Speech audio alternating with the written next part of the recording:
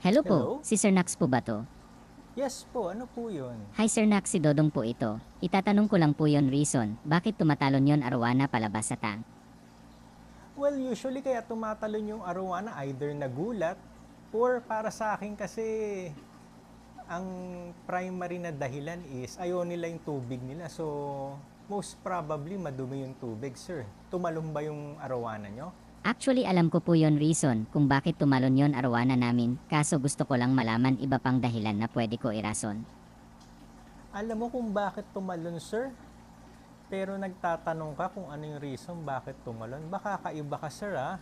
Ano ba nangyari, sir? Inasadi ko po ng hose yon arwana ng boss ko habang nililinis ko yon tangke ayon. Okay. Tumalon. Kaya nag-iisip po ako ng ibang pwedeng idahilan kasi po noon binalik ko sa tangke yon arwana. Tabingi na yon lang oy. Ah, parang yung tumalon lang sa Cannon Road to, sir, ah. May cover up pang magaganap. Talagang dinamay mo pa ako sa kalokohan mo, sir, ah. Well, good luck, sir. Sana malusutan mo yan. Salamat po Sir Nax. Okay po, sige po.